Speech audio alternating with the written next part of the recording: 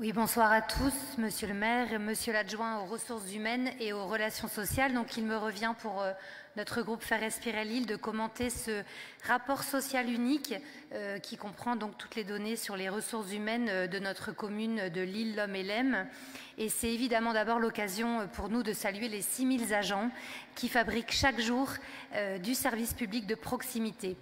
Ce rapport, c'est donc une photo qui nous permet chaque année à nous, les élus, les syndicats, les citoyens aussi, de comprendre comment sont gérés ces 6000 agents et sur quel point il nous faut agir. Alors, un chiffre a évidemment retenu notre attention et comment passer à côté, il est en gros, en gras, 47 jours par an et par fonctionnaire d'absence pour tout motif médical. 47 jours par an. C'est énorme, il faut donc en parler, il faut regarder, sinon on peut en déduire et dire à peu près n'importe quoi. À bien y regarder, ce chiffre, c'est en fait une moyenne brute qui divise un nombre global de jours d'absence par l'ensemble des agents, l'ensemble des fonctionnaires, y compris ceux n'ayant pas été en arrêt. Ça reprend toutes les absences pour maladie ordinaire, les accidents de travail, les congés de longue durée pour pathologies lourdes et même les absences maternité et paternité.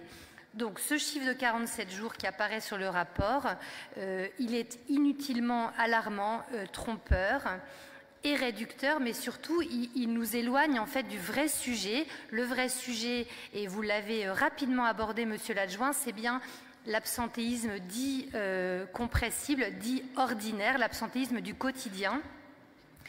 Pourquoi il faut qu'on en parle ce soir? C'est parce que c'est finalement sur ce seul absentéisme du quotidien que nous, élus, nous pouvons agir. Ce qui doit nous occuper, c'est bien celui-là. Et c'est là-dessus que vous qui dirigez la ville, Monsieur le maire, vous pouvez agir via l'organisation du travail, le management, la prévention des tensions dans les équipes et des situations de harcèlement, l'amélioration des conditions de travail, la lutte contre le stress, contre les burn-out, c'est-à-dire l'excès de travail, mais aussi à l'inverse, la lutte contre le sous-emploi, l'ennui ou encore les tâches confiées qui ne font plus sens. Agir aussi sur les reclassements et l'accueil sur des missions riches de sens au retour d'une longue absence. C'est bien sur tous ces enjeux, dès que nous avons été élus en 2020 avec Violette Spilbout, que nous étions inquiets. Nous l'avions dit, l'absentéisme était élevé et c'était pour nous le témoignage évident d'un malaise. Nous avions demandé d'en faire une priorité. Selon le dernier rapport de la Cour des comptes qui est paru cette année, l'absentéisme à Lille est effectivement en repli. Il faut s'en féliciter. Il serait, selon la Cour, revenu dans la moyenne des collectivités. Cet absentéisme dit compressible reste, et vous l'avez dit, Monsieur l'adjoint, aux alentours de 6%.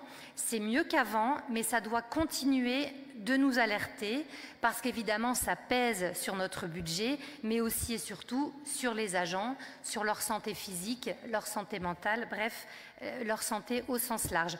Vous dire aussi qu'on est en alerte également sur les 508 accidents de travail qui ont eu lieu en 2024.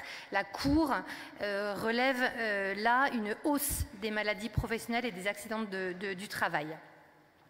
Donc on aurait aimé ce soir en savoir un petit peu plus, si vous le voulez bien, des formations à la prévention des risques, de l'état d'avancement du plan global de prévention et si vous prévoyez également bientôt un outil qui est à notre avis très utile, une enquête de satisfaction des agents. Voilà, notre attention à la santé de nos 6000 agents comme à l'efficacité du service public municipal est plus que jamais au cœur de nos préoccupations. Je vous remercie.